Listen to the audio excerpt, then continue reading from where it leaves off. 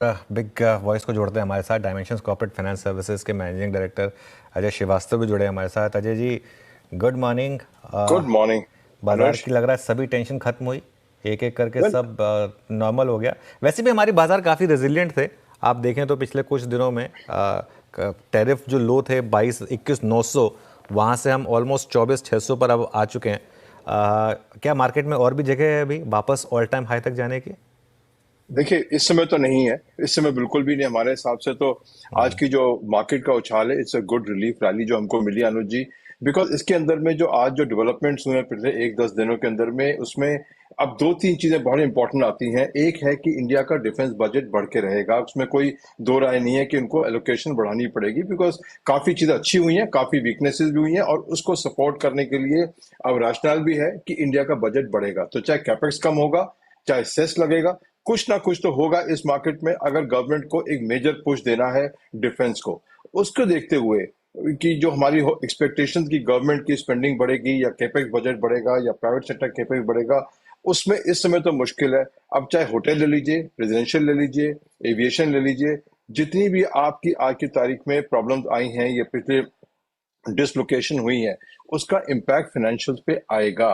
Yes, आज relief rally है, yes short covering काफी हुई होगी आज और हो रही होगी लगातार, बट फंडामेंटली जो लॉसेस जो इंडस्ट्रीज ने बुक किए हैं पिछले 10-15 दिनों में और जो भी चलते रहेंगे, उसको तो आपको लिखना ही पड़ेगा अपने एनालिसिस में कि ये जो अप्रैल मई जून का क्वार्टर है, इसके अंदर में चाहे होटल ले लीजिए, चाहे एविएशन ले लीजिए, चाहे टूरिज्म ले लीजिए, जो भी इंडस्ट्री लीजिएंगे आप, उसके अंदर में डेफिनेटली नेगेटिव इम्पैक्ट आएगा।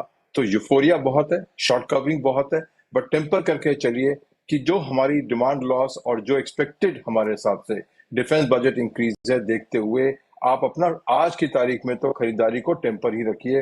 अगर आपको कुछ अच्छा निकलने को मिलता है, वहां से निकल सकते हैं। जुड़ने का, इसमें ऐड करने का मेरे हिसाब से कोई आज रैशनल नहीं है, क्योंकि रिलीफ रैली को आप यूज करिए, नॉट कि ऐड करिए। ओके, बिल्कुल। आपने अगर आप एक मत दिया तो उसकी इस वाकई महत्वपूर्ण बात आपने कही भी यहाँ पे अजय जी। तो ऐसे में ये अक्रॉस द सेक्टर्स देखा जाएगा या फिर आप ग्लोबली लिंक्ड स्टॉक्स में थोड़ा सा कंफर्ट खोजते हैं, फॉर इंस्टेंस मेटल्स या फिर केमिकल्स या फिर आईटी, या ये मत पूरे सभी सेक्टर्स के लिए है अजय जी आपका? देखिए ये अक्रॉस द बोर्ड है, बिकॉज आपने देखा होगा जब कंजम्पशन गिरती है या मार्केट में जो करेक्शन आती है, तो हार्डली कोई सेक्टर उसमें रहता है। तो और ये काफी आपने देखा, जैसे आईटी की एम्प्लॉयमेंट कम हुई है, तो उसका भी इम्पैक्ट आएगा कंज्यूमर ड्यूरेबल्स पे, कंज्यूमर स्पेंडिंग में, और नजर आ रहा है क्लियरली।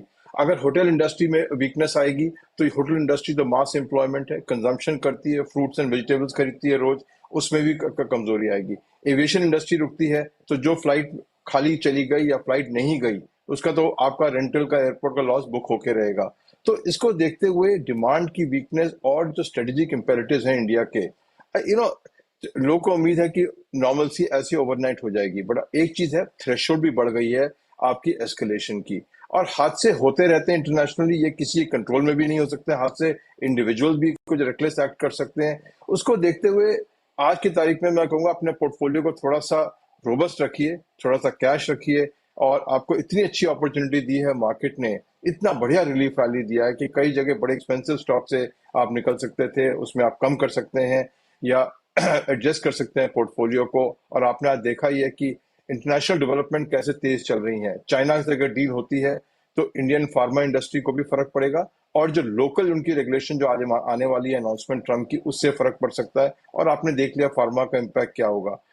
कोई भी रिडक्शन होगी इकोनॉमिक एक्टिविटी में, वो कंजम्पशन पे सीधा इम्पैक्ट करेगी Virendra ji. That is a fact, और वो लाइफ है। तो अप्रैल में जून प्रॉब्लम क्वार्टर बन गया अब।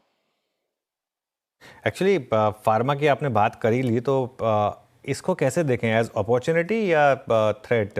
क्योंकि डोनाल्ड ट्रंप जी ने जो कहा है वो उन्होंने पेटेंटेड ड्रग्स के लिए कहा है। अब तक जेनेरिक पे कोई बात नहीं की है उन्होंने, लेकिन ऑब्वियसली आज मार्केट थोड़ा सा प्रेशर में है फार्मा स्टॉक्स में।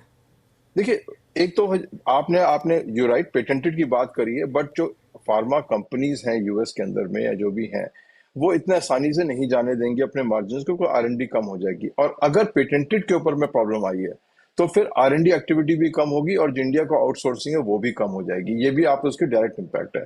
सबसे बड़ी बात है, अगर चाइना से डील हो गई, तो जो बायोसिक्योर एक्ट है अनुज जी, वो शायद डेफर्ड हो जाएगा हमेशा के लिए, और जो चाइना +1 की जो स्ट्रैटेजी थी हमारी, वो शायद थोड़ी दुविधा में पड़ जाएगी। बिकॉज दो चीजें हो रही हैं, एक तो काफी प्रोडक्शन यूएस जा रहा है और यूरोप जा रहा है वापस, दूसरा अगर चाइना से डील हो गई उनकी और बायोसिक्योर एक्ट पोस्टपोन हो गया, तो जो चाइना +1 स्ट्रैटेजी थी उसमें काफी डिले हो जाएगा। उसका इम्पैक्ट क्लियर देख रहे हैं आप उसके ऊपर में कि बेसिकली अनुज जी, इंडिया की इन्वेस्टर क्या कह रही है कि हमें डोमेस्टिक कंजम्पशन स्टोरी की तरफ जाना है।